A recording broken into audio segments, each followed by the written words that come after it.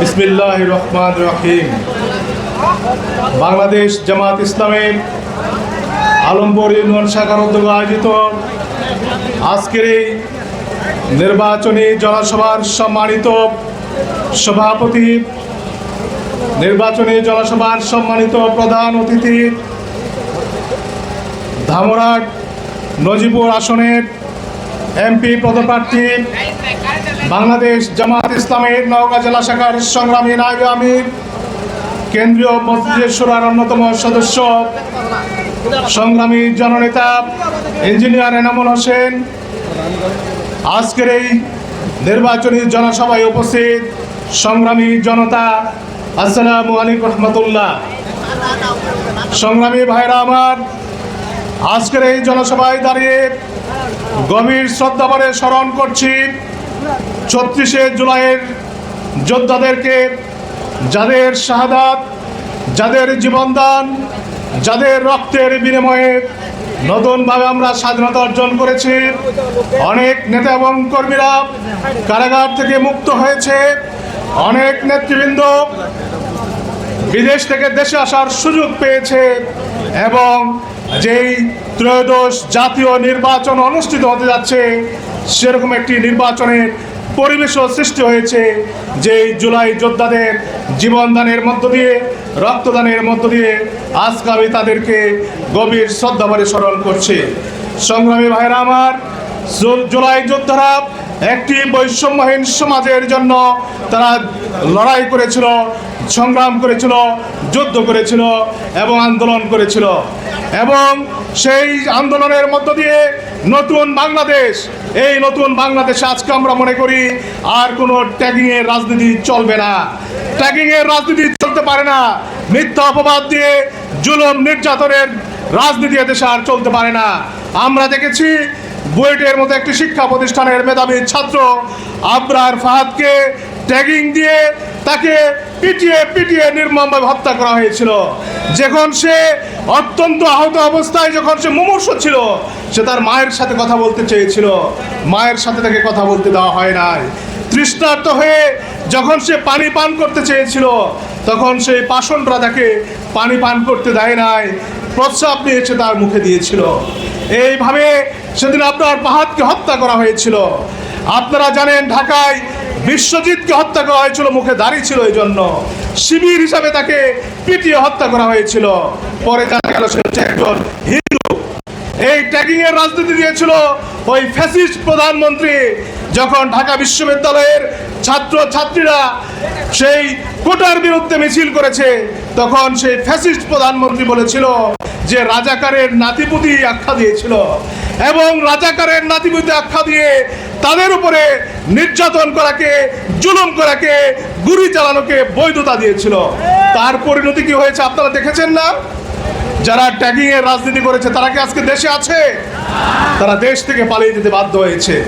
আজকেও যারা মিথ্যা অপবাদ দিয়ে ওই ৭১-এর ইস্যু নিয়ে এসে, যারা রাজাকারের ইস্যু নিয়ে এসে নতুনভাবে ট্যাগিং এর রাজনীতি করতে চায়, বাংলাদেশের বড় বড় বিশ্ববিদ্যালয়গুলোতে ছাত্র ছাত্রীরা যেভাবে ম্যান্ডেট দিয়ে তাদেরকে পরাজিত করেছে, আগামী জাতীয় নির্বাচনেও যারা আবারও সেই বস্তা বোঝা রাজনীতি করতে চায়, ট্যাগিং এর রাজনীতি করতে চায়, তাদেরকেও এদেশের মানুষ প্রত্যাখ্যান করবে ইনশাআল্লাহ। কি বলেন প্রিয় ভাইরা আমার?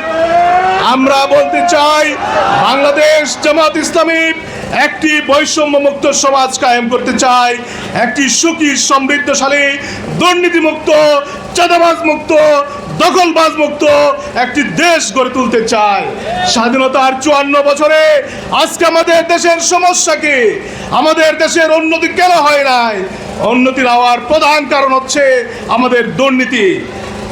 আজকের সিঙ্গাপুর ১৯৬৫ সালে স্বাধীন হয়েছে, আমরা স্বাধীনতা অর্জন করেছি ৭০ সালে।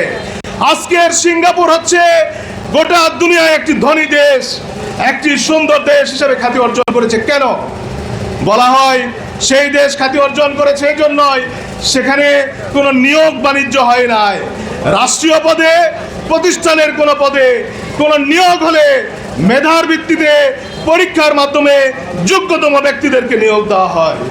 আর সেখানে কোনো দুর্নীতি নাই, সেখানে সুশাসন রয়েছে, দেশ গড়ে তোলার পরিকল্পনা রয়েছে।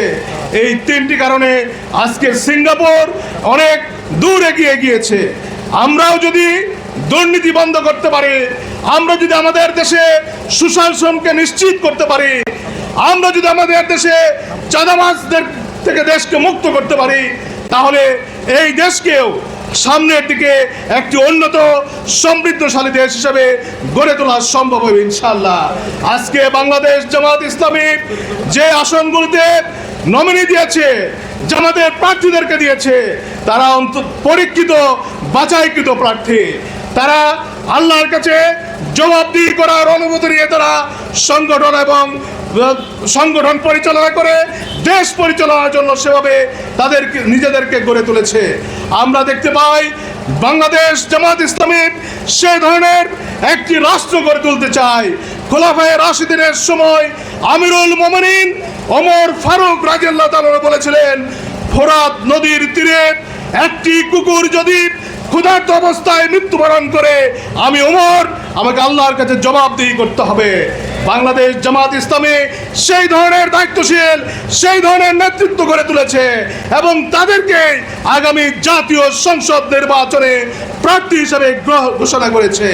আমরা মনে করি জামাত ইসলামী যদি আপনাদের ম্যান্ডেট পায়, দেশ পরিচালনার দায়িত্ব পায়, ওমর রাদিয়াল্লাহু তাআলা যেই অনুভূতি নিয়ে, যেই চেতনা নিয়ে দেশ পরিচালনা করেছিলেন, রাষ্ট্র পরিচালনা করেছিলেন, বাংলাদেশ জামাত ইসলামীও সেভাবেই দেশ এবং রাষ্ট্র পরিচালনার জন্য ভূমিকা রাখবে ইনশাআল্লাহ। জামাত যদি জনগণের ভোটে নির্বাচিত হয়, দেশ পরিচালনার সুযোগ পায়, আমরা শাসক হব না, আমরা জনগণের সেবক হিসাবে দায়িত্ব পালন করব ইনশাআল্লাহ। সেখানে সুবিচার থাকবে, সেখানে সুশাসন থাকবে, সেখানে ন্যায় বিচার থাকবে। যে আমরা দেখতে পাই আল্লাহ রাসূলের সময় একজন মহিলা, সম্ভ্রান্ত পরিবারের একজন মহিলা একটি বড় ধরনের অপরাধে দোষী সাব্যস্ত হয়েছিল। দোষী সাব্যস্ত হওয়ার পরে যখন তাকে শাস্তি দেওয়া হবে, তখন একটি প্রভাবশালী মহল থেকে বলা হয়েছিল যাতে তার শাস্তিটা মওকুফ করা যায় কিনা। জবাবে আল্লাহ রাসূল সেদিন বলেছিলেন, আমার কন্যা ফাতিমাও যদি আজকে দোষী সাব্যস্ত হয়, আমি আমার কন্যাকেও কোন শাস্তির দণ্ড থেকে আমি মওকুফ করতে পারি না, পারবো না। এটি হচ্ছে ইসলামের সুবিচার, ইসলামের শাসন। বাংলাদেশ জামাত ইসলামী দীর্ঘ বছর ধরে সেই ধরনের কর্মবাহিনী, সেই ধরনের নেতৃত্ব গড়ে তুলেছে, যাদের মাধ্যমে জামাত আগামী দিনে এই ধরনের একটি সুন্দর সোনালী সমাজ গড়ে তোলার জন্য চেষ্টা করছে, গড়ে তোলার জন্য তৎপর হয়েছে। সংগ্রামী ভাইয়েরা আমার, তাই আমরা দৃঢ়ভাবে বিশ্বাস করি আগামী দিনে যদি বাংলাদেশ জামাত ইসলামীকে আপনারা দেশ পরিচালনার জন্য আগামী নির্বাচনে ম্যান্ডেট দেন, আপনারা যদি নির্বাচনে যদি আমাদের প্রার্থীদেরকে নির্বাচিত করেন, তাহলে নিঃসন্দেহে এই দেশে সুশাসন প্রতিষ্ঠার জন্য বাংলাদেশকে একটি সমৃদ্ধশালী, সুখী, স্বনির্ভর বাংলা হিসাবে গড়ে তোলার জন্য আমরা ভূমিকা রাখবো ইনশাআল্লাহ। প্রিয় ভাইয়েরা আমার, আগামী নির্বাচন কমিশন ঘোষণা করেছিল তারা একটি সুন্দর নির্বাচন জাতিকে উপহার দিবে, কিন্তু আমরা আলামত খুব ভালো দেখতে পাচ্ছি না। আপনারা দেখেছেন 2 দিন আগে শেরপুর জেলার শ্রীবর্দীতে একটি অনুষ্ঠানে সরকার ঘোষিত, উপজেলা প্রশাসন কর্তৃক ঘোষিত অনুষ্ঠানে সকলের উপস্থিতিতে জামাতের উপজেলা সেক্রেটারিকে নির্মম রেজাউল ইসলামকে নির্মমভাবে হত্যা করা হয়েছে। তার কোনো ব্যবস্থা এখন পর্যন্ত গ্রহণ করা হয় নাই, শুধুমাত্র সেই ওসি এবং টিওনকে প্রত্যাহার করা হয়েছে। এইরকম ঘটনা শুধু শেরপুরের শ্রীবর্দীতে নয়, বিভিন্ন জায়গায় বিভিন্ন প্রান্তরে আজকে ঘটছে, আমরা দেখতে পাচ্ছি। আজকে মহিলারা যখন ভোট চাওয়ার জন্য বাড়ি বাড়ি যাচ্ছে, ঘরে ঘরে যাচ্ছে, আজকে মহিলাদের গায়ে পর্যন্ত হাত দিচ্ছে বন্ধু সংগঠনের বিভিন্ন পর্যায়ের ব্যক্তিরা। আমরা বলতে চাই, নির্বাচনের সুন্দর পরিবেশ নিশ্চিত করতে হবে। যেই ওয়াদা, যেই প্রতিশ্রুতি জাতিকে দিয়েছেন, সেই ওয়াদা এবং প্রতিশ্রুতি নিশ্চিত করার জন্য অবশ্যই তৎপর থাকতে হবে। প্রিয় ভাইয়েরা আমার, সুষ্ঠু নির্বাচনের জন্য সেই পরিবেশ অবশ্যই সৃষ্টি করতে হবে। এতদিন আমরা দেখেছি যে ওনাদের নেতা দেশের বাইরে থেকে আসার পরে যেই জুলাই যোদ্ধাদের আন্দোলনের মাধ্যমে আমরা আজাদি পেয়েছি, আমরা স্বাধীনতা পেয়েছি, সেই জুলাই যোদ্ধাদের আজাদি এবং স্বাধীনতার জন্য যে গণভোটের ব্যবস্থা করা হয়েছে, সেই গণভোটে হা ভোটের পক্ষে তারা এতদিন কোনো কথা বলে নাই। যখন ডাকসুর ভিপি, সকল ছাত্র সংসদের ভিপি, জেস এবং নেতৃবৃন্দরা বিভিন্ন বিভাগীয় শহরে সমাবেশ করে ঘোষণা করেছে জুলাই যোদ্ধারা, এরপর আমাদের শুভবুদ্ধির উদয় হয়েছে। আমরা ধন্যবাদ জানাই। শুভবুদ্ধির উদয় হয়ে ওনাদের নেতারা বক্তব্য দিয়েছেন যে আগামী 12 ফেব্রুয়ারির নির্বাচনে গণভোটে হায়ের পক্ষে আপনারা ভোট দিবেন।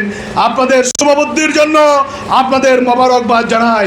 যাদের জীবনদান, যাদের সংগ্রাম, যাদের শাহাদাত, যাদের রক্ত, এত কিছুর বিনিময়ে একটি নতুন দেশ, নতুন বাংলাদেশ পেয়েছি, যাদের জন্য আজকে আপনি দেশে আসতে পেরেছেন, আপনার মতো অনেক নেতৃবৃন্দ দেশে আসতে পেরেছে, আজকে সেই গণভোটের বিপক্ষে অবস্থান নিয়ে যে ভালো করা যায় না, যাবে না, সেটা আজকে তারা উপলব্ধি করতে পেরেছে।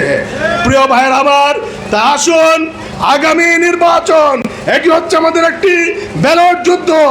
আমরা মনে করি এই নির্বাচনে একটি নীরব ব্যালট বিপ্লব ঘটবে ইনশাআল্লাহ।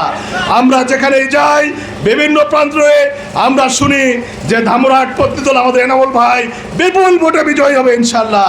এনামুল ভাই যখন আমাকে দাওয়াত দিয়েছিলেন, আমি শুধু এজন্য এসেছি আপনাদের সাথে দেখা করার জন্য। এখানে জনগণের মাঝে এনামুল ভাইয়ের দাঁড়িপাল্লা প্রতীকের কি অবস্থা সরেজমিনে দেখতে এসেছি। আমি মনে করি এই ধামরাটের ঐতিহ্যই উপজেলায় আমাদের মঈনুদ্দিন ভাই দুইবার উপজেলা চেয়ারম্যান ছিলেন না? অনেকে এখানে সুশাসন দিয়েছেন। সুশাসন কি দিয়েছিলেন অনেকে কোনো দুর্নীতি করেছেন? অনেকে সুন্দরভাবে উপজেলা প্রশাসন পরিচালনা করতে পেরেছিলেন।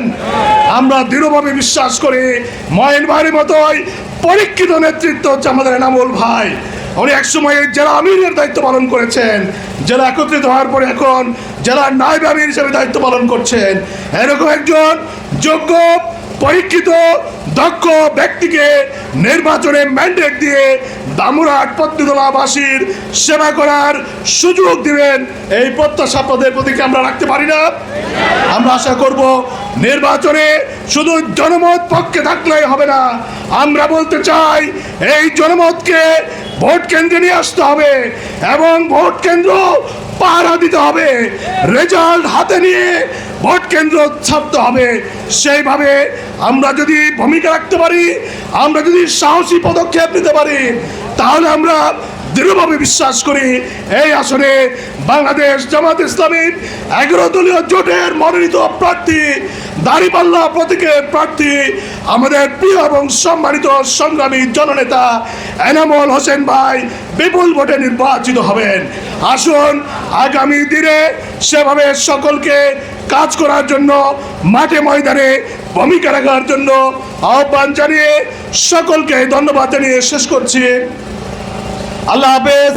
বাংলাদেশ জিন্দাবাদ, বাংলাদেশ জামাত ইসলামী জিন্দাবাদ।